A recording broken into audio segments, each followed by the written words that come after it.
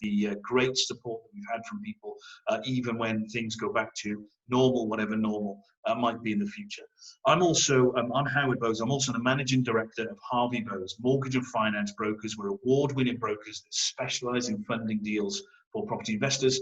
And I'm also a property investor myself, very active in the market. You're going to get a snippet of that a little bit later, some of the projects that I've got on the go at the moment. And also we've got, of course, our lettings management business, Momentum Lettings. So if you have got property in and around South Wales, particularly really from Bridgend through to Chepstow on the M4 and further north there into the valleys, then we can look after those properties very, very effectively. You just need to call into us and speak to the guy in charge of lettings, is Rafe. So just remember, Safe with Rafe is quite an unusual name, but Rafe is a great guy. He will look after you on the letting side. So if you are interested in somebody looking after and managing your portfolio for you in South Wales, then do consider our lettings organisation, Momentum Lettings.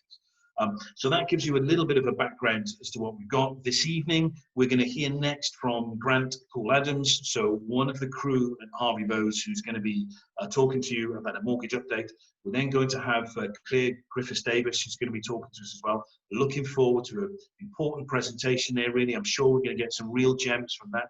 And then, of course, I'm going to conclude just talking about portfolio acquisitions and some ideas around the ways that you can finance those, because we're seeing more and more of those type of deals coming up at the moment. So I've mentioned Momentum Lettings, given that a plug already. So I'm now going to hand over to my learned colleague, Grant. Grant, it's over to you. That's great. Thanks for that, Howard. And it's lovely to see you all again. It's really nice to be at these Zoom meetings because it's, first and foremost, it's really nice to be at home doing these. The amount of travel that we don't have to do currently is absolutely wonderful. But it's really nice to have you all join us again. Now, hopefully you can all see my screen now. I hope that's definitely the right one. I know I've done this in the past where it hasn't been. Little introduction to ourselves. As a lot of you know us, Harvey Bowes are specialist finance brokers. And we do deal with quirky as well as the mainstream. So anything you need for HMOs, multi-unit blocks, your standard buy-to-lets. Even more recently, we're looking more into second charge mortgages as well, if you've seen the video update that we did on Facebook tonight. So just in terms of what we wanted to showcase with you as part of our mortgage update, we've got a lot going on tonight about adding value, looking at portfolios, how you can acquire them and how you can finance them. And I know Clear's going to be going into a lot more detail about developing his portfolio, even when working full time. So the idea of trying to find something to maximize your time and your money, you know, that old way of adding value to a project, we think is really key to a successful portfolio. So we wanted to share that with you tonight. So we want to look at specifically financing when we're adding value. Now, I want to showcase two ways of doing this because just like everything, there's no one way of fixating and making it work. When I used to work for Apple, it was one of those things where you could always say to people, if they asked you a question, assuming there'd be one route of doing it, there was always infinite ways of making these things work. You can always do one thing at least 100 different ways. I'm convinced of it. So let's look at our first example. So financing when adding value by using bridging and then a term loan. Now, this might not be something that's too unfamiliar with a lot of you, but let's explain how this works. Now, this is all dependent on a property that you're looking to buy that would then need value added to it or a lot of work's done, and then being able to refinance at the end for an uplifted value. So a way of doing it with bridging. Now, people panic a bit about bridging, but I don't think that it's something we should be too concerned about. Bridging can work really well and is super efficient if you know you've got a clear-cut plan and a good exit strategy as well. So we've chosen a product from Roma Finance. Now, if you are looking to make that purchase and you know you've got some works to do, Roma will give you up to 75% loan to value on the purchase and up to 100% of the works. And you can do this over a 12-month term, and you're looking at rates from around 0.95%. Now, to put this in perspective, you still need some money. This isn't one of those things when we refer to 100% works to say that, don't worry about it. They'll give you all the money to make it work. They'll give you pretty much all of it subject to their interest rates. So if you had a property that was 100,000, you could borrow up to £75,000 to add that value, well, for that purchase, sorry. And then if the works were going to cost you 20,000, you could borrow up to that 20,000 to make those works become a reality. Now, the idea of that is you're not going to be borrowing the money for the property and then the money for the works and then refinancing it at that face value. You're not going to really be wanting to finance at 120,000. You're hoping it's going to add a lot more.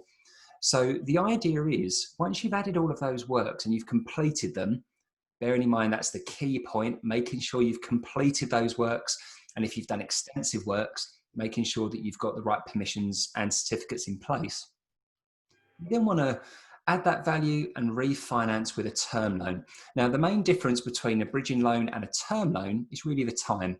So a bridging loan, as we can see here, up to 12 months, but a term loan can be anything over sort of 40 years, 30 to 40 years historically. So we've gone from 0.95% on our bridge to now being able to refinance with a company like Foundation Home Loans. Now, they are a very accommodating lender and they are very quick as well. So Foundation do have an exclusive bridge to let product. So it is designed specifically for people that have been on a bridge that are now trying to find an exit strategy. This is just for them. You can refinance at 75% of that uplifted property value. Let's just hypothetically say that your, as we said in that first example, purchase was 100,000, works were 20, so you're 120 all in. In that new value, let's say it was worth 150,000 hypothetically, you could now borrow 75% of that new value, and your rates are starting from just 3.19%. Now, the advantage of this also is that first-time landlords can find really great value in this particular situation. In the early parts, you don't necessarily need to be a property owner in order to do that bridge. But then once you do that bridge to buy the property, you've now got your asset. So going on to Foundation for that would be a great way of refinancing it, taking that money back and putting some of that equity into your next purchase. Now, what about a way more straightforward way of doing it? Now, I have to say there's two caveats to this. This particular one, we're using Kent Reliance as this example, by way of doing a term loan, so your standard mortgage, adding that value, and then further down the line, doing what we call a further advance, or taking extra money out from that same lender against that property once you've added that value.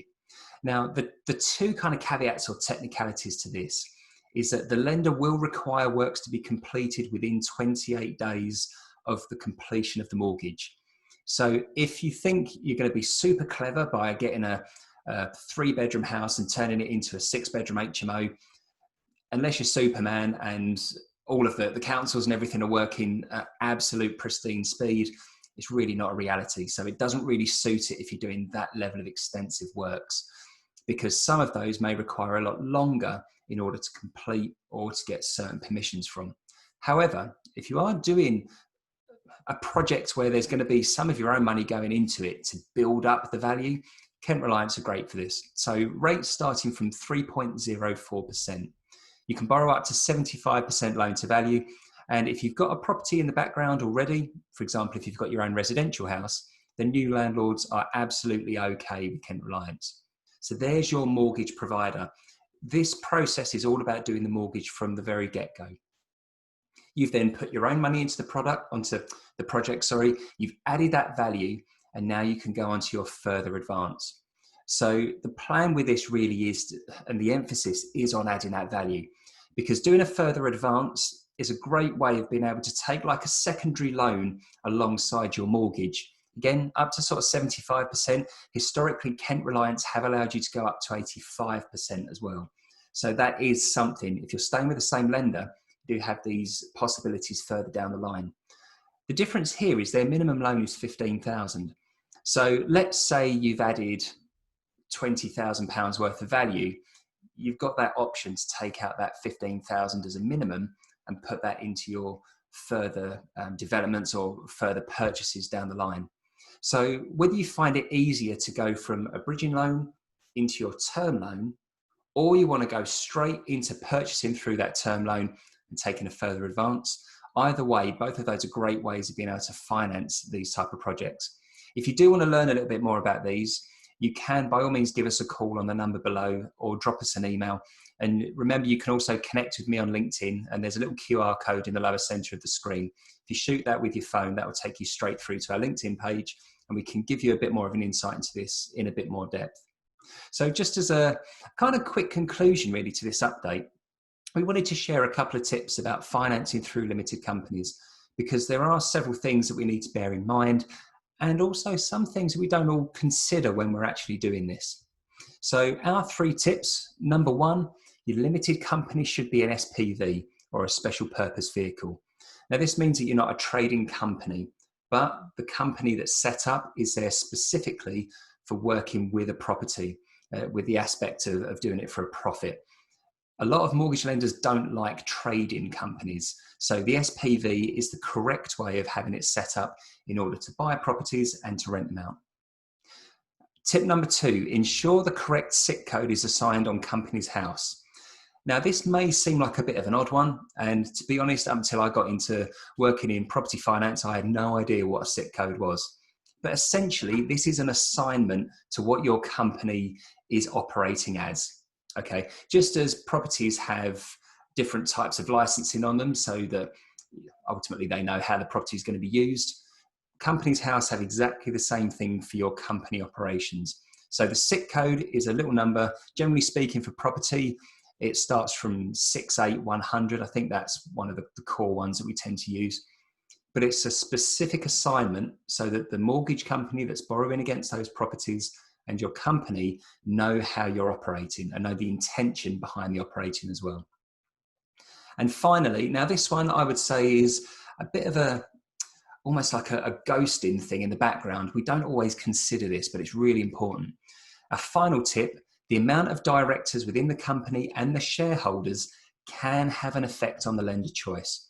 Just to put that in perspective, if you've got 2 directors, but you've got 3 or 4 or 5, etc. shareholders, not all mortgage lenders will be happy with that as a setup. Some mortgage lenders have a much lower attitude towards risk, so they want to make sure that things match up.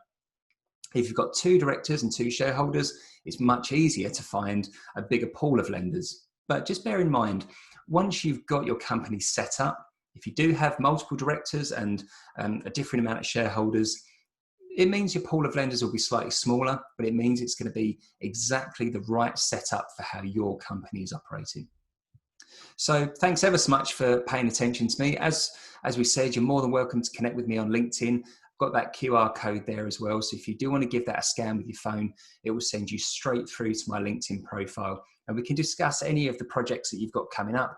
By all means, also drop us a phone call or a FaceTime or even an email, and we can discuss what's going on with your portfolio, how we can help, and how we can offer a few pointers to make sure that you're doing things the way that are going to best affect the way that you develop your portfolio. So thanks ever so much for listening to me tonight. I hope you enjoy listening to Clear, and I hope you also enjoy listening to Howard as well. So thanks ever so much, and I'll see you all again soon. Brilliant. Thank you very much for that, Grant. Really good presentation. There's some updates on mortgages, which I'm sure we find very useful. That limited company thing, it's a small thing, but you'd be amazed how many times that will hold up applications because people have got the wrong SIC code. And there's some great products out there if you know how to use those products. So great, really enjoyed that update, Grant. Thank you very much for sharing that information with us. Now, before I come over to Clear, I'm going to be introducing him in about 2 minutes' time. Before I do, I just wanted to give a couple of shout outs. So hello to, I gave a couple of shout outs earlier, of course, as well, but hello to Jill and Steph. Great to see you guys on. Give us a wave. So for those who are outside, I mean, even if you're local, but particularly for those who are outside South Wales looking to invest in South Wales, great property sourcing team for you right here, compliant sources and experienced sources. So great guys for you to connect with. So please feel free to message them. Perhaps Steph, Jill, if you want to put your contact details in the chat box, and then people can go and find you in there, and definitely worth touching base. I'm going to say a few other shout outs a little bit later on this evening, but just one more for now. Ranjit, if you've got just a moment to unmute and introduce yourself, then that would be great. Good evening. My name is Ranjit from Property Investor News. We've been publishing this for the last 18 years. and our June issue 2020 was 200th issues. What we're mainly for is education, knowledge, and keeping our subscribers, investors up to date with what's happening in the market. And I will put on a slide for the offer later on. Okay, Howard? Yeah, great. Thank you very much for that. Yeah, put a slide up later on. That would be good. Sorry, I was just distracted there for a couple of people coming into the room. Grant, are you on top of that at the moment? Give me a thumbs up. Yeah, great. Okay, we've still got people that are joining us. Very popular, clearly. You're the man of the moment. So thank you very much for joining us, Clear. It's really good and a great topic that you're going to be discussing with us this evening. So what I would like to do now is hand over our virtual stage. If you could share your screen and far away, welcome, Clear. Thank you very much. Thank you. I'll just get that shared. Hopefully everybody can see that. Yep. Yeah, great. Okay, so the presentation is entitled Homework, because obviously what we're doing as property investors is building homes for other people, but also we have to bring sometimes element of our own work home as well. And this year is a big year for me because I turned 40 in the middle of everything else that's going on. And I realized that 40 is quite a significant number in the world of property. Why? Well, when I got started, my big inspiration was Rich Dad, Poor Dad, like many other people. And one thing I read in there, I think it was in Rich Dad, Poor Dad, that most people will work for 40 hours a week for 40 years of their life only to retire on a pension that probably pays about 40% of what they were earning before. So I thought, wow, I don't really want to be in that position. I don't want to be that person. I don't want to be that individual, or that just in that situation where I've left the best part of my life just to go astray, just gone to my employer. But neither did I want to go to this extreme. Entrepreneurs would rather work 100 hours for themselves as opposed to for their boss. I thought, well, that's 2.5 hours, 2.5 times as many hours again.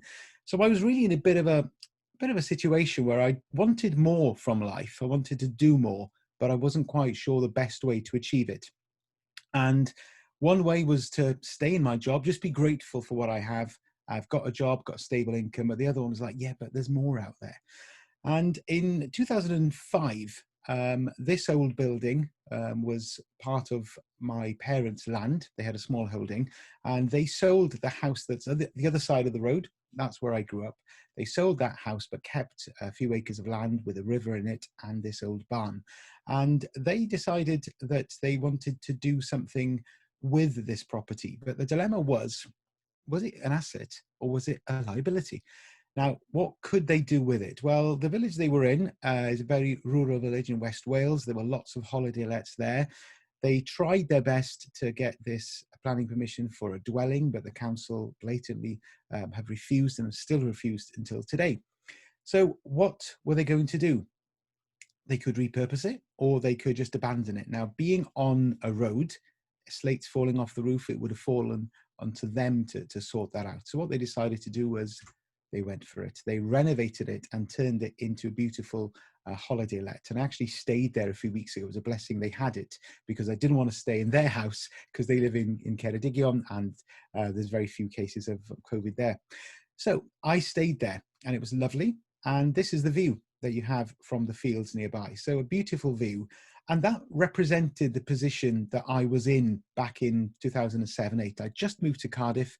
I didn't follow my parents' renovation, and I was in this field in a way because I could see that pot of gold just where the sun is setting there. I could see there were bigger, brighter opportunities beyond, but I was here in this boggy field. I had to cross a river up through the wet marshlands there and over through the forest to get to that opportunity. And that's literally how I felt, because I didn't know anybody in property. And I decided in March 2018 to sign up with a company called Legacy Training. Now, whatever you think of property training events and companies, I signed up with this company because I wanted to be around people who were in property.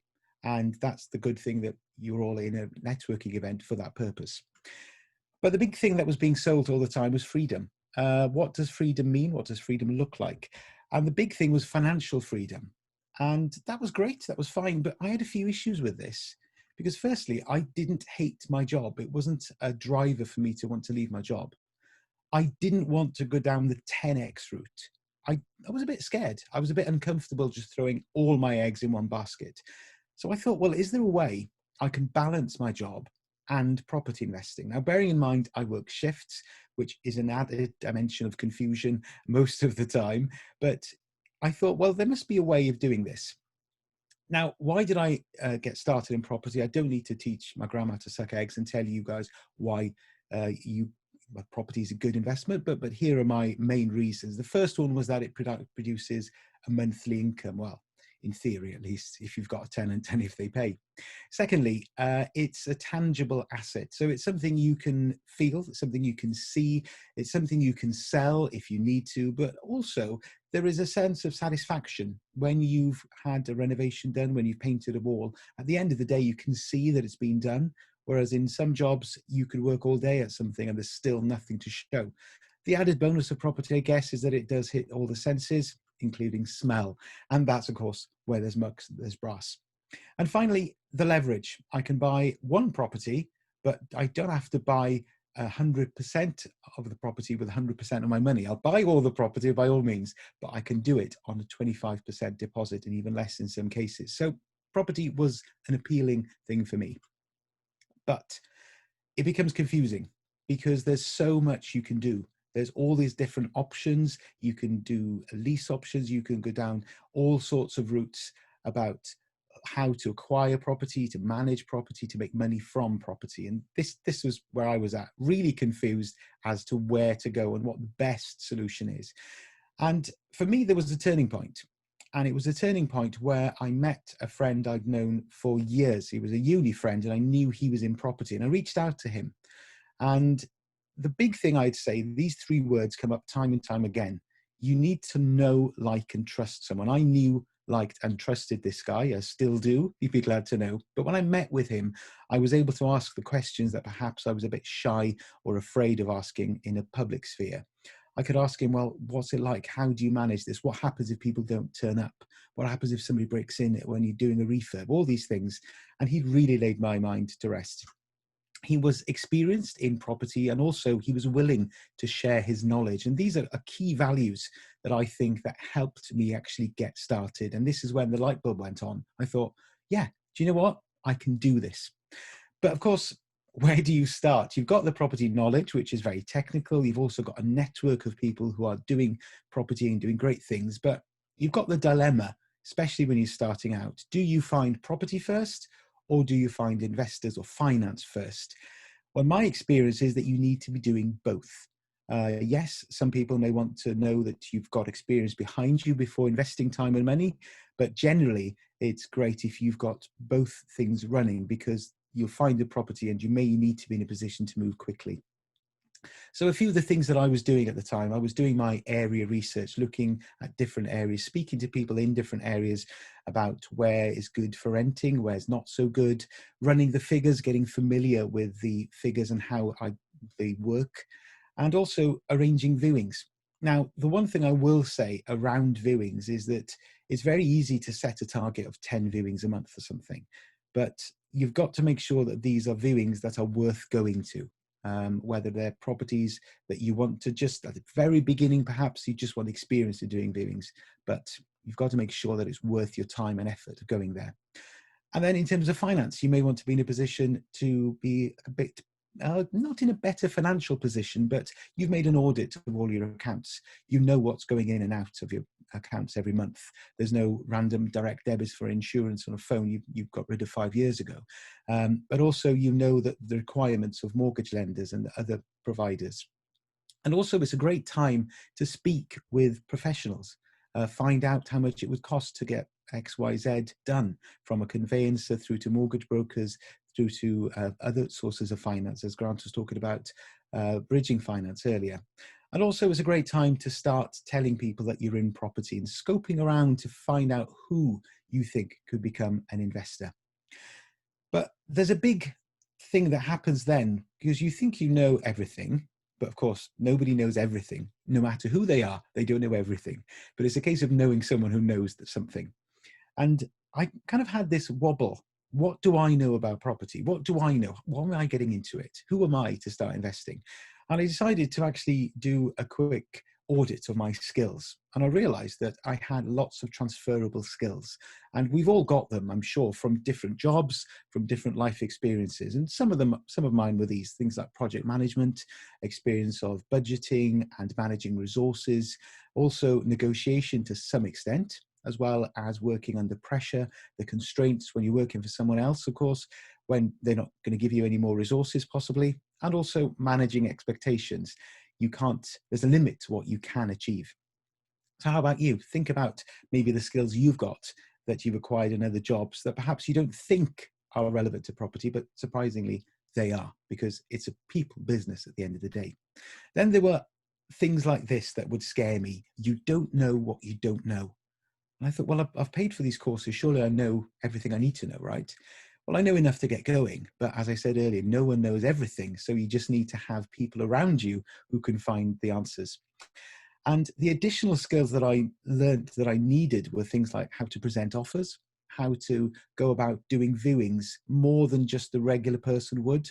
So looking out for things that could cost me a lot of money, perhaps that I say regular people, but people starting out in property or less experienced, or people who have only viewed properties to live in, will comment on things that perhaps you don't notice. So it's good to have their opinion, but you need to have a detailed eye. I wanted to improve my productivity. I wanted to make sure I was taking action.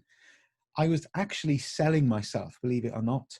As much as we don't think we are selling ourselves, whether it's to friends and family, we're selling ourselves to people we're working with from a professional perspective, but also we actually are selling ourselves to ourselves. We're convincing ourselves that we can do this, which is very important. And the other one, I'm still working on this, is making that offer, because that moment when there's that silence, it's very difficult not to speak and just fill it. So I come down to sort of some of the skills and some of the challenges. Firstly, around communication. Everybody thinks they're good communicators, but there's always room to improve. The challenges I faced were things like this. You can view online portals any time of day, anywhere. But the big challenge is that when you submit an inquiry, you're guaranteed to get a phone call the next day.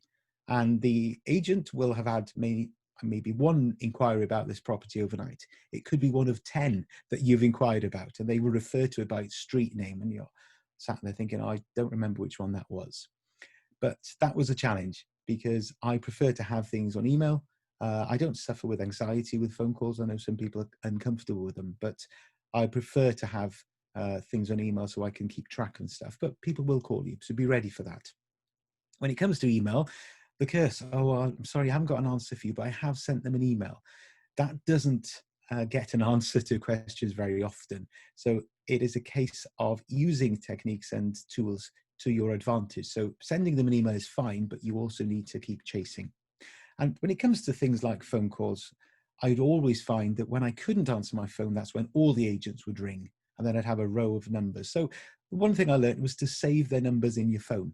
Admittedly, sometimes the online portals have a different number from the one that the landline or the one that calls you, but save the numbers in your phone so you kind of know who they are, and decide whether you want to use voicemail or not. That can be great as well. Then you've got the gatekeepers. So when you've got time to call them back, you can't get through reception. It's like trying to get a doctor's appointment. You just can't get through the gatekeepers. Now, this is not estate agents. This is more an experience I had recently where all the phone calls went through one number, and that was never answered.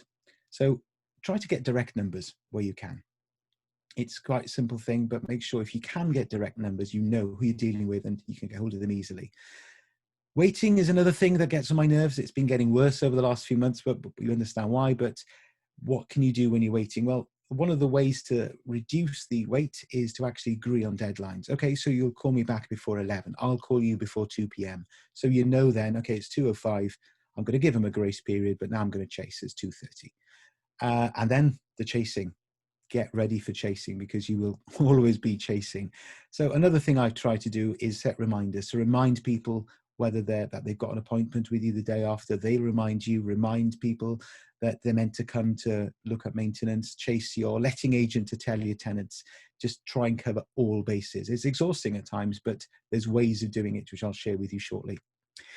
I was talking earlier about using your time wisely to speak with professionals when you are trying to look at deals as well. And there's this term power team. Now, I'm not too keen on power team because I don't know, it's got some air of superiority about it. So I just call it a team. So these are some elements of the people who you need to have in a team. So the professional services, legals, you're talking mortgage brokers, other people who have to be, I don't know, managed, or they have to be part of a regulatory scheme, etc. Then you've got the build and trades. The big thing is if you've got a builder who's got access to all the trades, that's great. But the challenge then is if you have some disagreement with a builder, you've lost contact with all the trades. So it's always wise to try and build up a little black book full of numbers of different people. And then how about other specialists? Are there people you need to speak with? You need to find out about damp and Japanese knotweed. Well, if you're investing in South Wales, yes, it's very wise to do so. But how about surveyors and planning consultants? There's communities like these that are numbers and names bandied about, so ask people for them. But also think about other people like mentors and coaches. Are there people who could help you on your journey? Are there people who will hold you accountable? Now, there may not be a mentor or coach. It could be a friend. It could be a family member.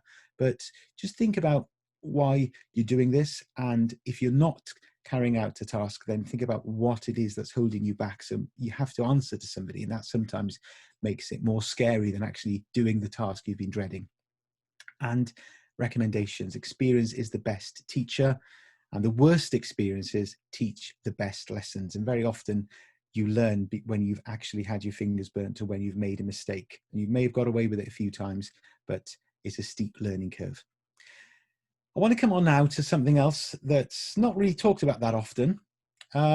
Steve Jobs is a great example. Angela Merkel is another example, as is Barack Obama. What am I talking about? Well, if you look at their outfits there, Steve Jobs always wore his turtleneck. Angela Merkel always has these jackets, and Barack Obama says he always wears grey or navy suits. And he said, well, because it reduces the number of decisions that he has to make in a day. Now, I'm not comparing my life to some of the most powerful people in the world. However, we as adults have to face this. 35,000 decisions that we make every day on average. This is from the moment we wake up, from the moment we decide, oh, are we getting up or are we going to press snooze? And of course, the more decisions we have to make, the more exhausted we get. So therefore, we need to manage and put systems in place so that we don't make bad decisions. You know, decisions like you go shopping on an empty stomach and you see the biscuits at the end of the aisle, or you buy fancy stuff, or you stock all the toilet rolls that you can find. Yeah, that type of thing, okay? So I've got systems, and these are some of the things that I think we should all have in place. So the first one I want to share is a deal calculator. Now, this is something I picked up on a training course, and one of the things that is very vital on this is that the yellow parts you can see are things that we input, and then there are other calculations that are set behind the scenes. And the things we're looking for here is things like the mortgage interest rate. What are we going to stress it at? If we were to pay the actual rate, then what would it cash flow at? What's the monthly cash flow once we've put a mortgage on it? And how many months do we have until we get all the money we've put in back out again? And that is one of the things. So it takes out the emotion. It lets the figures speak for themselves. And it means that despite loving the property, if it doesn't stack up, then we just have to walk away. Or of course, we can put in a very low offer. So some of the other things, we've got lots of spreadsheets. We keep a log of the offers we've made. We keep a log of the budget, day-to-day budgets, but also when you're renovating, and also general bookkeeping. We use a calendar for things like auction dates, because if you know that there's an auction, maybe there'll be stuff that didn't sell you can look at the day after. And also obviously the viewings to make sure that you know where you're meant to go. Before we go to the viewing, we've run the figures and we've got a rough idea of where we'd be looking to buy the property for, the offer would make. But if we find that there's £5,000 more work or £10,000 less work to do than we thought, maybe we've got some flexibility. We can just gauge that with the agent or the person viewing it with us. The other thing is make sure when you go to a viewing, as simple as it sounds, that you've got the address and postcode, but also you know the name of the agent and you've got a phone number, just in case you're running late or there's something again that you need to let them know. As well as that, in our systems, we keep information packs. Now, these are information packs including things like before and after pictures, which are very useful for when you come to revalue, but also a list of the works you've done and what it's cost. And investors may want to see this as well. We also tend to take it with us when we have a valuation done for a mortgage. Now, you've got to be careful because some people don't want that, but I think it's always great to be able to show them that you've done some things in some way or another. But we also have property information. So property on a page, this is quite simply a cover sheet with the key details of each property we have, things like the insurance company, the insurance policy number, who the mortgage company is, who the management company is, and then you can also keep a list of the fittings and fixtures there and any warranties that you have on the stuff in the property. And also we prepare some kind of a moving in guide. Most letting companies will do that anyway, but also we provide them with details of where the stopcock is, that things like, I don't know what else would be, where the meters are located, that type of thing that will make them move in a little bit more pleasant. And also we keep PDF copies of instructions for the cooker and stuff, because you're not going to remember when you get a phone call from a letting agent Thursday afternoon at 3 o'clock what model of cooker is in property X, Y, or Z. We also have reminders of things like the gas safety check, the insurance renewal, and any maintenance visits that are due. Yes, a managing company or a lettings agency will also have this or these things, but we like to be double sure and make sure that we are on top of it just in case something doesn't actually happen on their behalf, they've missed the boat. Then another thing that we've done this time around is a renovation list. Why? Well, once again, you know, do you remember what bathroom tiles you put in the last property you renovated? Do you remember the colour of the paint and the finish? Or do you remember even the name of a kitchen handle? The chances are no, unless you use exactly the same ones every time. So what we did was we created a list. This is just an example. So the units we've used, the name of the range, where to find pictures of it. We've taken a picture of it there, and we'll also have the price. So it gives us some idea if we need to repair what we had there last time or what we thought of it. And we can also add notes, obviously, to how well we think those items performed. It's about becoming more efficient, not becoming robots, but not having to look through a pile of invoices to try and find the exact name of that kitchen handle. Then another element is this, and this really made me tickle. If you're like Big Bird in that meeting thinking, wow, I'm feeling massive imposter syndrome. Why am I even thinking of property? There are so many more people who are far more advanced and far more experienced than I am. Why am I going into it? Well, the thing is that most people will have felt imposter syndrome at some point. And it's very difficult because we have to sing and shout about us. It's about self-promotion, which it is quite difficult to do. Not everybody likes doing it. In all honesty, most people don't like doing it. So the story is you have to tell everyone. I heard recently of somebody telling their barber about it, and they thought, oh, you know, well, they've told us to tell everyone, and guess what? Their barber had an uncle who had a property he was looking to get rid of because he was retiring as a landlord. Brilliant. It won't always result in a deal, but it could just get people to positioning yourself in people's minds as a property go-to person. You're doing it as well on social media. Different platforms have different audiences. They will have a different type of message. For example, you don't necessarily post pictures of you down the beach on LinkedIn in the same way that you wouldn't necessarily just post business things on Facebook. So you can adapt and tweak for your relevant platform and find a platform that suits you. But as I said earlier, you are essentially selling yourself. We're constantly selling ourselves. When we turn up to events like this, we choose what we wear, we choose our background, we choose the name we put on the screen, and we choose the way that we want to be perceived by other people. And I think the big thing is that we all need to do what we can with what we know and what we have.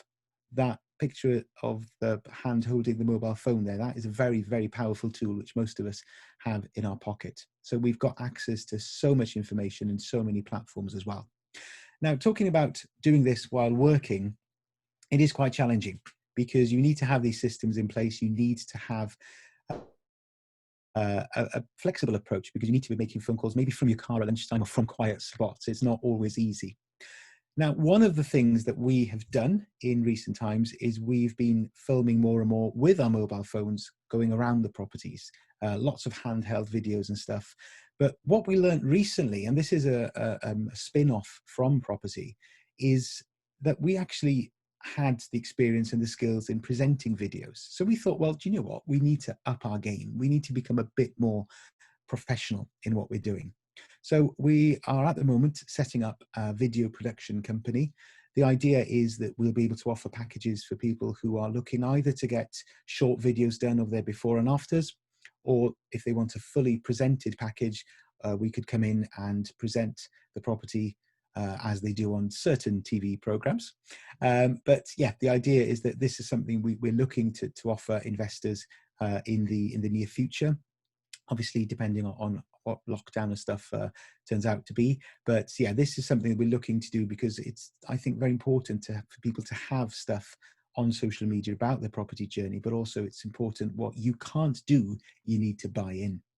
And another thing is to remember that no matter who you're working with, especially now when we're mostly confined to our homes, that you're not alone. It can feel that way at times. I remember when I first bought my first property, I bought it at auction, and I thought that night, what have I done? Every time I woke up, and I woke up several times overnight that evening, I woke up thinking, oh my gosh, what have I done? Where am I going to get the money from? You're not alone. There is a network of people through South Wales Property Meet and other networks. And as they say, your network is your net worth. There are resources available. There are lots of free resources, but as with everything that's free, just be err on the side of caution. You can learn a lot from different people and different networks and different backgrounds, but just be careful of who you're learning from and what people are telling you. But the big thing is the support. Get a support network around you, people you can bash ideas out with, and people you can actually get through hard times with as well. So for us, what's next? Well, I'm still working full time, admittedly, mostly from home these days. But the lockdown has made a few changes to my life, really. Firstly, we've thought about the business and we thought about other related things outside property that we could do. And one of them that we're developing at the moment is a new podcast. The idea is that we will be speaking to people who are working, not necessarily full-time, but people still in employment, whilst also trying to either build or grow another stream of income. I think this is something that more and more people are doing, and especially this year has made people really question where their main income's coming from and the life of that, really, and how feasible that is in the long term. And another thing that's changed, and this is something that came out of lockdown, and again, if you think that, I want to change, you've got to make things happen. Okay, this is me in February 2020, and I laugh because at the time, I was happy to pose in front of a camera. I look back and I think, oh my goodness me, there's so many things in that picture that I really don't like. And this is me in September 2020. So during lockdown, I've managed to lose about 18 kilos. Now, why is this relevant to property? Well, it's all about mindset. I'm not a nutritionist. I'm not a personal trainer. I'm not a weightlifter, but I've worked with people who know what they're doing. And that's resulted in a weight loss. That's resulted in me feeling more confident. It's resulted in me having to throw out all my old clothes because they don't fit anymore. Why is it relevant to property? Well, because it's about mindset. It's about setting your mind to something and seeing it through. And this quote from Rob Moore, I think, is something that really just resonates with me. Start now and get perfect later. Now, I'm the type of person who will spend a lot of time getting the font right and changing the colors, but I've had to accept over time that will work to a degree, but you've got to get stuff done. Just do it is a very famous quote, but this one from Rob Moore, I think, resonates as well. Start now and get perfect later, because things will always change. So that's it for me. I hope there's been something there you can take away. If you want to reach out, I'm on most social media at LlyrGD, or if you want to send me an email, my email is llyr@gofodspace.com. And hopefully you can reach out to me and look out for the new podcast. And tomorrow on social media, we'll be releasing the last video in our series of before and afters, We finished the renovation of our latest property, and the plan is to release the videos to that tomorrow. And hopefully in the next few weeks over on Facebook, we'll also be having some kind of Q&A where hopefully we'll be talking about the challenges that we faced with that property. That actually we got the keys to it in May. We had an offer accepted 5 months previously to that. So it's taken a while to get where we are. It's taken nearly 11 months. So anybody who's in property for a quick fix, really, that's not going to happen all the time. So hopefully that's helped. And if there's anything else I can help with, please drop me a line. Clear, thank you very much for an excellent presentation. Loads of value that Clear has given us there. So we can see a round of applause. A few people have said in the chat box there, Clear, if we go and have a look, congratulations on the fitness, on the weight loss, which is bound to boost confidence with anybody. It certainly would. So that's absolutely fantastic. But great to hear. You know, I wrote so many notes with some of the tips and bits and pieces you had there. There was things that resonated with me from kind of first starting in property as well. But one thing I did like, you know, right at the beginning, some of the tips that came through about tagging up with people that have got the experience but are willing to share the knowledge. And that's what you get from communities like this, which is absolutely fantastic. But also, you know, we talked about that age-old thing that loads of people talk about, till they get the finance first or the property first, and right there, giving us some tips. Work on them both at the same time, because you never know what you're going to need. So that was great. Also, you know, you talked about, and I agree with this 100%, Clear. People talk about, you know, I've got to target how many viewings I'm going to do. What's the point if you're viewing the wrong stock? You know, it's the same as any other industry. You know, property at the end of the day is an investment, it's a stock. You identify whether it's worth investing your time, you then go and investigate further. So, you know, make sure that those viewings are stuff that's going to potentially work for you rather than just a number of viewings. So there's some tips there for those that are getting started. Then we went right into some other bits and pieces full of content, 35,000 decisions a day. I got to be honest, I'm not going to wear a black turtleneck every day. I like the decision about what I'm going to wear, but I fully take on, you know, the tip that you've given us there, and a very fair comment. And I never really noticed, you know, so I knew the story with Steve Jobs, had never really noticed Merkel or Obama did the same or employed the same kind of thing.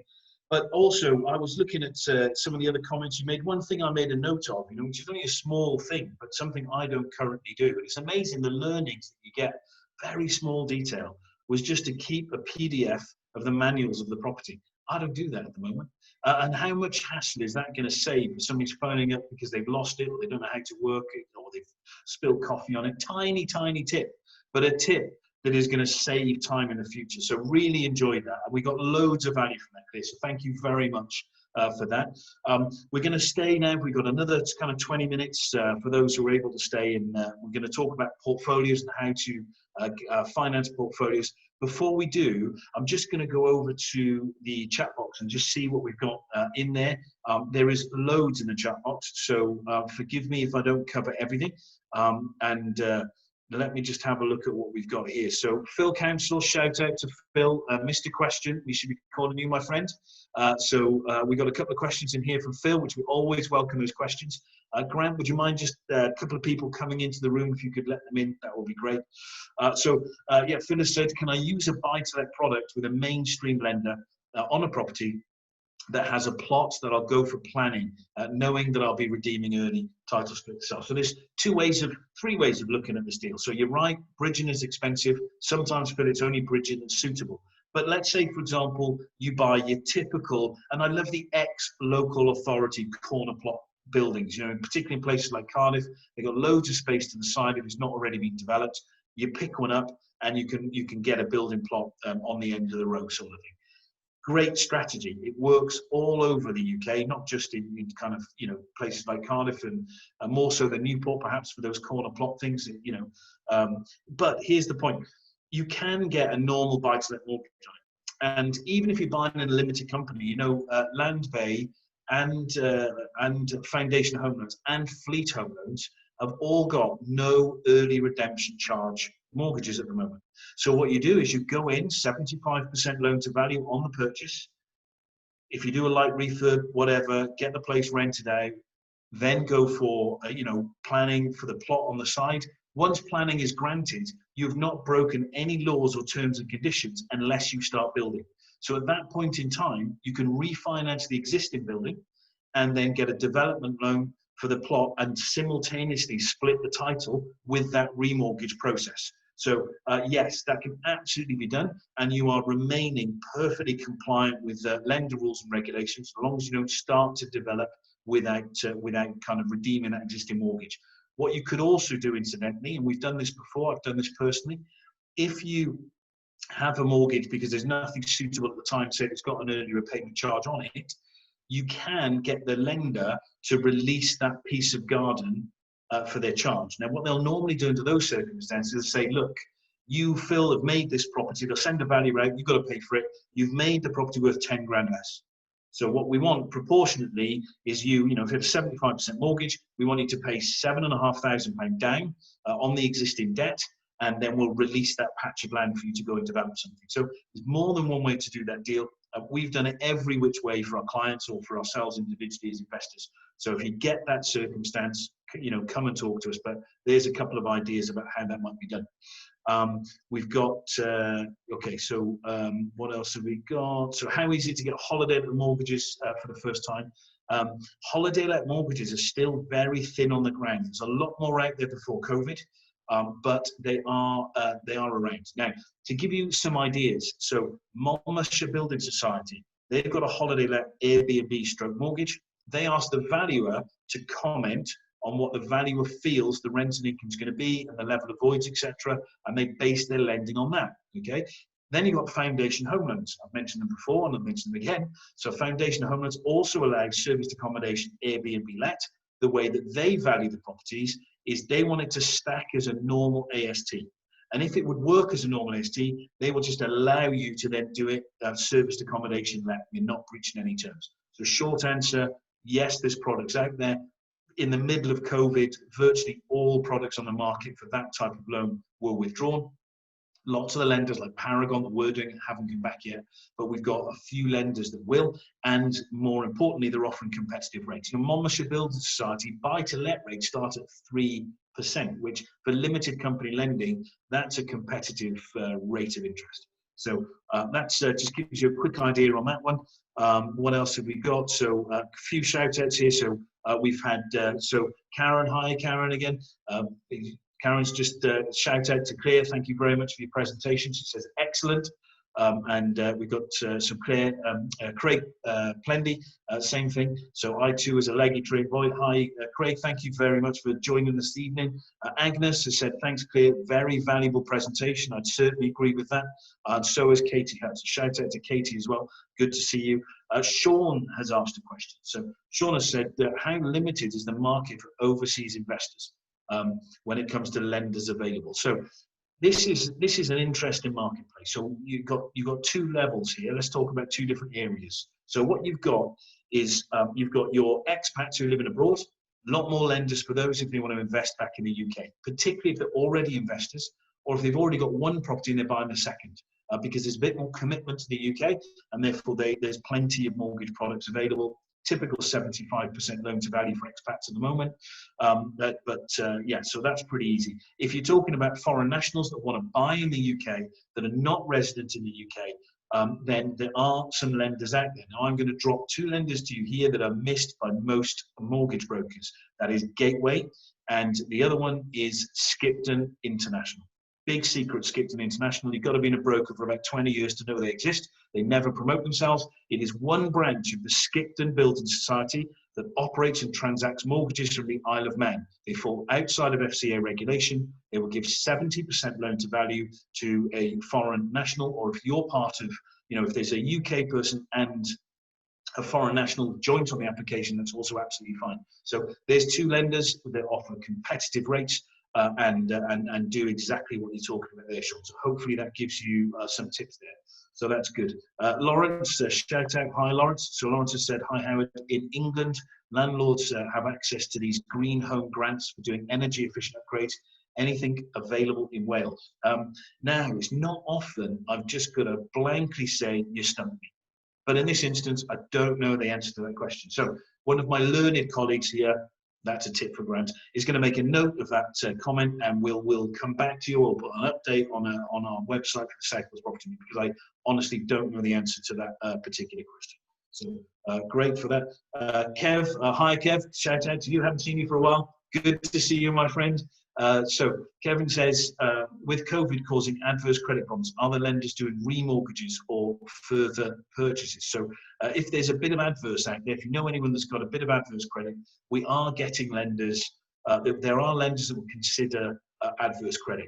There are also lenders who will consider those who've taken, payment holidays and all the rest of it. It is a little bit stricter than it was, but you are still able to do that. So you will be able to get lending depending on loan to value if you've got the odd credit blip, and there are some people there. Phyllis said, how bad are down valuations at the moment? We get a real mixed bag. But Phil, I'm going to tell you the same thing that I talk about so often with valuations. And there's two important tips, in my humble opinion, I would like to give you about valuations. The first one is, it's quite hard for a broker that works nationally to monitor what is a real down valuation, because so many times landlords are really very, very optimistic about what value they're going to get at the end, and they try and convince themselves they're going to get it, and it just isn't realistic. We are seeing some down valuations, but generally we're seeing the fact you're unrealistic with it. And here I'm going to give you a tip that I've been talking about since 2009 Credit Crunch, and it's still exactly the same today. It's not changed since then, and that's this. Let's say, for example, you've got a property, it's a HMO or whatever, and you think it's worth 300 grand. But you put down that it's 330 because you want to anchor high, as some of these people teach you. You put down 330. It's worth 300 all day long, but you do that to try and push that valuation as high as you can. The value will come back at 270. I see it so many times. You are better to be professional and hit the nail on the head. What's your gut telling you it's worth? What's your broker telling you it's worth? What's the market telling you it's worth? Not the estate agent who thinks he might be able to get an instruction or a contract with you to sell it. Okay? Get the realistic valuation, try and nail it, and you'll find the valuers will support that. The valuers think you're unprofessional, you're over-egging, and they'll worry about it if you try to push beyond what is reasonable. So I'd really entreat anybody to do that, and that's a conversation I'm having all the day. Asato, hi to you from London. Thanks for joining us. It'd be good to catch up with you. We've been WhatsApping as well. Asato said, are we seeing a slowdown of demand in the market at the moment? Absolutely not. The market, it really is on fire. The residential market did slow down a little bit. Then we had the incentives to stamp duty, because they don't apply to homeowners, to property investors, only to homeowners. But we haven't seen a lack of demand in the UK at the moment. Sean has said, I've had mortgage companies reject lending to some of my clients when they've used a sourcer who is direct to vendor and there's no agent. Is this common? Sean, this is common, but it's common with a specific number of lenders. Paragon Home Loans hate it. There's no appeal. If they find out that it's direct to vendor or there's a sourcing agent in the middle, they will decline that application. TMW, they will also guarantee decline that application, absolutely no appeal. Now, there are some good deals that are direct to vendor. There's other lenders that you can appeal, you can get around it. The important thing is that you tell your broker at the beginning so we can set the deal up properly. There are plenty of lenders that will take it, and there's also ways to deliver that information to the lender so that the information's compliant and they don't worry about it. Okay, so just to give you that tip, hopefully that you can take from that perhaps we've got a Zoom call booked tomorrow, and perhaps I'll go into that in more depth at that time. There are ways to solve that problem, no issue at all, as long as you know what you're doing. So there's a couple of answers. So I think that's covered evidence in the information box. Please stay with us. We've got more information that's coming up. I'm going to be going through now, share some slides with you, and then we'll be able to, so let me share my slides with you again. I'm going to go through, I'm going to zip through some information on portfolio acquisitions just now. So sorry, it's got clear up there, but it's going to be me next. He's already done his bit. So let me just show you portfolio financing. So we're going to go into this now. I'm going to start this by telling you the story that I hear day after day at the moment, and that is this. I know of £1 million portfolio that can be bought for 750 grand. We get this all the time. It's property sources that are offering this stuff out there, and also people that think they're direct to a landlord. Well, guess what? The landlord's done the numbers. And how I would respond to this is this way. Liar, liar. What happens is people say this £1 million portfolio happens to be 750 grand to hook you in. The reason they're telling you this is because that's the magic number. You get a 25% discount. And actually, when you do your homework on these portfolio deals, what you find is yes, they probably are worth £1 million if they're all done and they're nice and they're perfectly ready to let, no work to be done. But actually, there is work to be done, and they're therefore not worth that kind of money. A lot of people are wasting their time on portfolios because they've got unrealistic valuations of what the full portfolio is. So what I'm going to talk to you about today is some tips for real deals. This is where you're paying a discount on the real value, not the conveniently inflated value, if that makes sense. And I'm going to talk to you about 3 tips: open market bridging, open market term loans, and deferred consideration, how these can be used in this world. So open market bridging, you can get 75% of the open market value, even if you purchase for less. And I know some people who are regular have seen this example before. This is a property that I personally bought, and what I want to show you is the numbers. So 630 RICS valuation on this property, purchase price 404. Lender's net advance is 441. 5 months interest, £22,000. Lender's admin fee nearly £9 grand. So yeah, big admin fees, big interest. They took that money off the 441, which meant my net advance was 410. Now, with a little bit of work, that property was worth 700k. It didn't take a huge amount of work to make it worth that. Why was I buying it for 404 when it was worth 630 on day one? Well, it was because I had to complete in 9 working days, which I did with Roma Finance on the purchase of this. And Roma wrote their own article, which you'll find out there on LinkedIn and on the social media. Roma promoted an advert, but it's not Harvey Bows, because they were so proud of the deal we did together. And basically, new valuation 700k. The position of the vendor was that the vendor was going to get repossessed. The vendor was not keeping up with their mortgage payments, and the receivers were just about to come in, and we had to go quickly to beat the receivers. Therefore, buy for 404, which gave a small amount of cash back to the existing owner and cleared all the debt that they had on it, included all of the costs they'd had from not paying their mortgage. So, you know, it was a great deal for us, but it was also a good deal for our vendor. New mortgage, 70% loan to value, 490k. Now, this might have been one block of 12 flats and 4 shops, but the same principle would apply if they were spread around, you know, the Welsh Valleys, and you were buying 5 in Aberdare and 6 in Abertillery.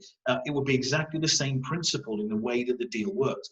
And that was that there was a genuine day one RICS valuation, 630, and I could buy it 404. So I could buy it at a discounted rate, but borrow against the full 630. Note that when the property was done and dusted, polished up, nice, the refurb, any repairs done, it was worth 700k. Couldn't borrow against the 700k on day one, but I could borrow against the 630 that it was genuinely worth. That meant minimum of our own money in. There were some expensive stamp duty. New mortgage 499,800. That includes the fee that's added. Monthly payments 2061. Gross rent £5,600. That's just about to go up again. Now a management fee. That's a big management fee when you look at £900 for a management fee. The reason the management fee is so high is because we're charging additional for one simple reason. You see the bins? All these tenants are LHA tenants. How am I going to rent those shops out if I allow the front of it to look like that all the time? They're not going to take their bins up this terrace row, around the back, into the bin store at the back of the place. So yes, my management fees are higher. The reason the management fees are higher is because we are then billing that to Momentum Lettings, my own lettings business, which goes up there and makes sure that all of those bins are clear, so that it looks good for now when we're concentrating on letting the shops out. So just a small detail, but something that makes it work. And yes, it is a bit annoying that we're doing the tenant's job, but I would rather do that, get top valuation, get the place fully let, and have everybody with a mentality that they need to look after it, because the landlord is proud of his own staff, his own stock, his own asset. So, you know, that's an important thing to me. It still cash flows over 2.5 grand fully let. So why not spend the extra money to make sure that we maintain that? So great deal, love that deal, and just wanted to refer that deal to you. Open market term loan. So to look at an open market term loan, I'm just giving you an example here of a deal that we've seen recently. There was a RICS valuation of 370. This was for a single property, but the same thing applies. And this is for a standard mortgage now. So day one on a standard mortgage, not using a bridge. On a bridge, you can get full open market value, get 100% of the purchase price if the discount is enough. But here, what we've got is a much cleverer way of doing this if the figures don't quite fit for that and you don't want the expense of bridging. You see, you can get lenders to lend 70% of the valuation as long as it's no more than 90% of the purchase price. So if you're getting a genuine discount, or you've done exchange with delayed completion and you've carried out some improvement work, so you've added value to the property, you can use this system instead. So on this example, 370, 70% of that is £259,000. The agreed purchase price was £300,000, 70 grand less than its RICS valuation. The 90% of the purchase price is 270. Okay, so the lender will lend the least of the two figures, either the 270 or the 259. 70% of the valuation or 90% of the purchase price, whichever is lower. So in this instance, the lender would lend 270. You just needed 30 grand plus soft costs to buy something worth 370. Would you do that? Yeah, absolutely. You're trapped in for 5 years though. So you can't refinance that easily and get your money back out. You've got to be prepared to leave that bit of hurting, but you're not paying the expense of a bridging loan. You're going straight onto a genuine term loan, a long-term mortgage at regular rates. So that's just one example. Here's another example. This was a portfolio, £1 million, just over £1 million portfolio, 70% is £700,700. The agreed purchase price was 625 on this. Now, incidentally, there was some money that went in. Our client did do some improvement work between exchange and completion, which is why they got a RICS valuation of £1 million. So 90% of the purchase price of 625 is 562,500. So this was a cheap property, £62,500 to go in to buy a whole £1 million portfolio with a gross rental income of over £8,000. What a nice deal. Hats off to some of our clients who are able to do deals like this. Last month we showed you a deal specific that Jamie had done. Jamie Higgs was on here again this evening, so shout out to Jamie. Fantastic deal right in Newport. So really good deal, which was title split, accumulation of flats and shops, and did exactly the same principle as this, really, where put minimum amount in to get the deal over the line. So this is typically 70% loan to value on 90% purchase price. And of course, when you're doing a deal in that, you're not going to get 1.69 from Birmingham Midshires, because that's a vanilla buy-to-let product. Whether it's limited company or personal name, you should expect to pay between 4.65 and 5.25% for this type of deal. It doesn't really work on a single let one property. It works when you're buying HMOs, when you're buying semi-commercials, works when you're buying portfolios, and there's a 2% admin fee that gets added to the balance of the loan. So just to conclude, I'm going to talk about vendor finance or deferred consideration. It should always be called deferred consideration, especially when you're talking to lenders and solicitors, because they really don't like the term vendor finance. It's actually something completely different. So what is this? Here's an example: 450 purchase price, 200 grand vendor finance. The conversation I had with the vendor was really simple. I just said, if I can show you a way that the money is safe, would you consider being paid some now and some later when I've finished refurbing the property? Simple, simple question. Didn't talk about deferred consideration, options, or exchange delayed completion. None of our lender stroke investor speak. I just asked a simple question. Lender said yes. So 250. Now this, the loan available was 315 grand on day one. So on day one, I'm only parting with 250 grand to the owner. The owner gets a second charge, sits behind the lender. There's some paper that has to be done to do that. And they have to agree to it. Obviously, we show them how their money is as safe as any investment can be, and it get the deal over the line. And deferred consideration, it goes on land registry at the full 450 price. It's just you're not paying it all in one go. You pay stamp duty at the 450 price. So, don't think you're getting away with a property for nothing. There are other expenses that go into this, but this is a great strategy. And the reason this strategy isn't used more is because people don't know when to be using it. So if you've got somebody who's owned a property for a long period of time, if they're commercially minded, so more to do with commercial to resi conversions perhaps than doing anything that is, with a residential client. But if they've owned it for a long time and you find out they're fairly lowly geared on their mortgage because they've got to be able to clear their existing mortgage on it, then you have the opportunity to do a deal where you pay some now and some later, but leverage your loan to value against the full purchase price on day one. This is a very good strategy. But the question to ask is, if I can show you how your money is going to be safe, would you consider taking some money now and some money later when I've finished the refurb? Simple as. It's a real simple question. And then if they're interested in that, they'll ask you more. If they're not interested, I've had people who've said, no, wouldn't entertain that. Well, look, that's the end of the conversation. So, that's just my main tip for the evening. Where does this work? Well, like I said, where part of the purchase price deferred is easier on commercial deals, you've got to show the solicitor and any lender usually got a really robust refinance and exit. You've got to pay back that vendor that chunk of change at the end of whatever that amount might be. One of our clients at the moment has just done a pub. The owner of the pub has allowed it to tie down to an option. On the option contract, he's now going for planning to convert it into, I think it's 14 or 16 flats. Once he's done the development, once he's got planning and planning's been granted, he then has to complete on it. He's only paying 50% then, and the other 50% when the development's completely finished. And that is somebody that is new to this and is doing exactly that type of deal. Ideally, the vendor should always use your solicitor, and there are specific ways that you don't have time to go into this evening, but you help the vendor to feel protected and to be protected, and so that they know that they can have confidence in doing the deal. Title split, this is a deal that I did a few years ago. We showed this for a title split. Lovely standard of work there. That was 350 grand purchase price. It was worth $500,000 just by splitting the titles. So again, you can go through a system where you split titles before you purchase. That's something Jamie went through last month. And by doing that, you can leverage against that full price with a title split on day one. There's a very specific system you have to understand. You have to go through each hoop, because if you try and take a shortcut, you will fall down. And that's when you get people that sort of say this doesn't work well. It's because you didn't follow the winning systems. There's a way of doing a title split where you buy a freehold block of flats, you borrow against his title split value on day one as you purchase.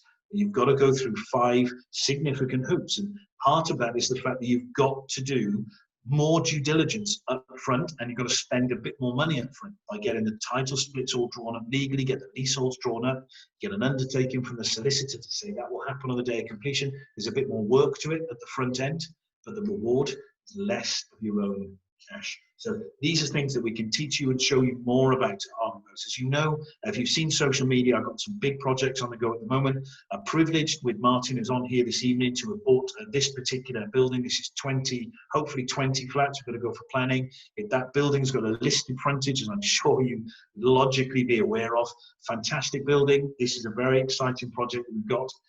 This one is a bank, grade 2 listed, the former NatWest Bank in Chepstow. We hope to convert this to 8 flats. This needs planning. So this one's got an element of planning. We're going back to improve planning. Strategy that I love is buying something where somebody else has gone out and got pretty useless planning, or they've not maximized the opportunity, the planning they've got, and you can go back to planning and you can get something better, and that uplifts the value on day one. So that's what we're doing here. This one we bought without planning, but through a series of things that we know about the building, we know that we're going to get planning for hopefully 8 flats. If not, there might be commercial on the ground for slightly less flats, but the deal still stacks.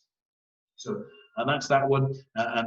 This particular deal here, not all deals go right. This one's been a bit of a headache so far with some planning issues. To put a dormer on the left-hand side there, but we're getting there with this.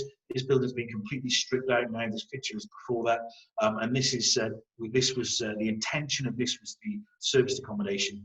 Once we've done a complete refurb, from the upstairs windows, you can see the Celtic Manor Resort, but it's got a really rural location and a real rural feel about it. So 3 different projects I'm doing at the moment that are a little bit different from the mainstream. We're offering a site visit for anyone that's interested in coming on and seeing these sites. In fact, I think it was Claire that suggested this online to me when we put a post out about these buildings. So thank you for that. We thought it was a great idea. And what we're going to do is a site visit. So 2 of these are in Newport, 1 of these are in Chepstow. We're going to see them COVID permitted, will be fully COVID compliant, as long as not in lockdown, 19th of November. So what we're going to do is we're going to have, that's a Thursday, daytime. We're going to do a tour of the 3 buildings. We're going to talk you through it. Find out how the projects, more about the projects themselves, how they were sourced, what due diligence we did, what the funding looks like, and then you'll be able to see and visualize that as you follow a journey through with the South Wales property if you're interested in doing so. It's Thursday, 19th of November. You can go online now to South Wales Property Meet, go to the usual page, you go to book onto this, and you can book your spot. Because of COVID, we do need to know how many people are going to turn up. So although it'll be on social media, we really do encourage you to register so that we can be respectful, compliant and safe in the current environment. Big open air spaces, we'll be able to keep our distance and go in one at a few people at a time. We'll be very careful about it, but we're offering that open day to you. Also the one-to-ones. Now there was 1 or 2 one-to-ones the last time we offered this, which I missed. So hands up, and I really apologize for that. We just got overwhelmed with it, and if you were missed, then please get back in touch with me because we're more than willing to do that. You noticed a new mobile number for me. So my previous mobile number, you can still use that number, but what I've done, because I've had that mobile number for 15 years, that number is now being filtered before it comes through to me, just because the amount of inquiries that I get on there from it being online for many, many years. You won't find me promoting this particular number online, but I will to our resident viewers. Anybody who's here for the South Wales Property Meet, please change the number to this one. This number will get directly through to me. The previous number still works, but from time to time when I'm overwhelmed with work, that number will be farmed out to some of my brokers that I work with. Learning colleagues, I respect my colleagues, but it's just a way of managing my calls. So for South Wales Property Meet and those that I mentor, you are priority. You should be using that 0079 007 number. Yes, I do like the number, and yes, I did choose it. So that's that bit. For our next meeting, it's going to be Wednesday, the 4th of November. I'm going to be talking about raising finance. So we're going to talk about raising private finance. We're also going to talk about how you can use your own resources to raise finance. Grant will be doing a mortgage update, and we've got John Penkrick talking about using property data. So we know another content-rich meeting that we've got for you next month. But I would like to say thank you very much for listening to us this evening. Grant, I can't currently see the comment or chat box. So just while I do this, if you want to unmute yourself and just maybe give a couple of shout outs, or if there's any questions, then let me know.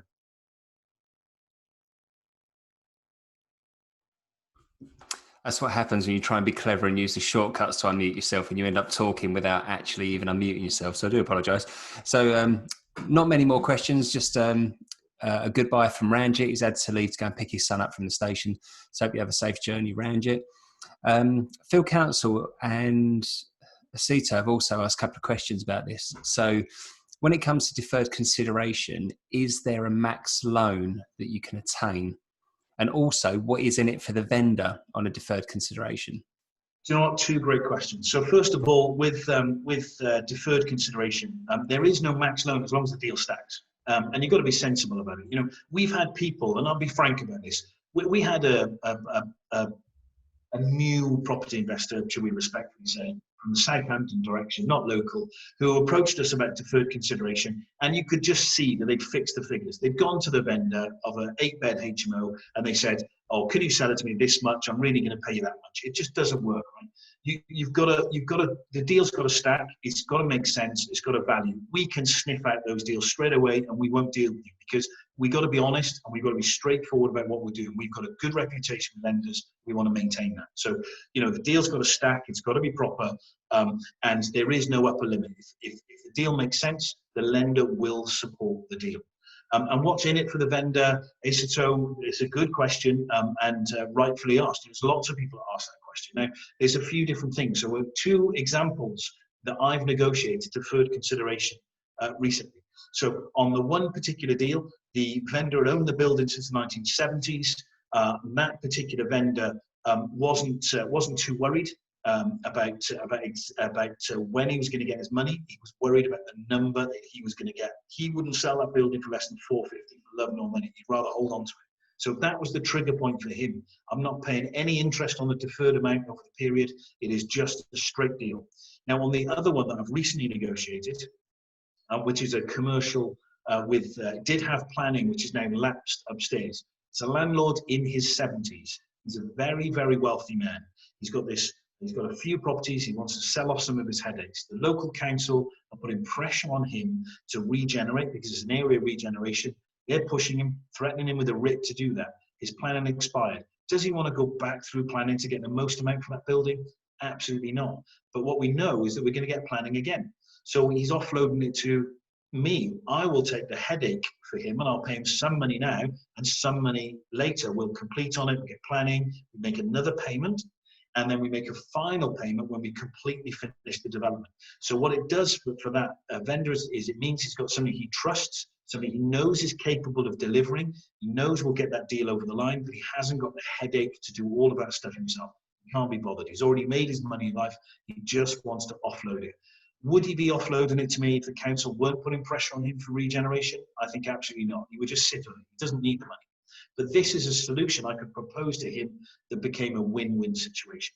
Now, sometimes with deferred consideration, and I've known this, where people pay interest on the money. So let's say you're buying a building, 200 grand, you put 100 grand down now, and 100 grand at the end when you finish the development. You might pay 6% per annum equivalent on that 100,000 that's deferred. So the seller gets a little bit of money back. One of the deals we did in 2019, one of our clients who's based in Leicester, sorry, they weren't based in Leicester, they're based with the big universities, Loughborough. They were based in Loughborough. Their clients did a deal where the vendor actually was willing to leave the money for 5 years because the vendor said, well, actually, I'm not going to do anything with the money. I'm just going to stick it in the bank. I want some money for comfort. And then, you know, it was an investment property for me. It was a block of 4 flats. They turned it into a giant HMO. And he said, no, I don't want the money back when you finish the development. Keep the money for 5 years if you're going to pay me. And I believe they were paying 8%, so a bit more than I would want to pay. But that was the deal they negotiated. So it became a win-win for that, for the seller as well as for the buyer as well. So Jason Cox has said, first-time visit to the meeting, and for one reason or another, great content, will be back. So if you're still with us, Jason, then thank you very much for that. It was great to see you on. That was really good. We've got people that are just coming back in. I think they're about to disappear, so just let somebody in. Sean has said a great evening, tremendous value from every speaker, so thank you very much for that. Craig Plendy, give a shout out from him as well. Thanks so much for this. You invest in South Wales, which is great, but first time to the group, so please come back. We got content like this every month, but I'd like to give a very special thanks to Claire for giving us a fantastic presentation this evening, some real good gems and tips. So please connect with Claire's podcast, connect with him on social media, follow his video refurbs, get involved, learn more about property, let's share ideas with each other. So I'm just going to bring this meeting to a close now.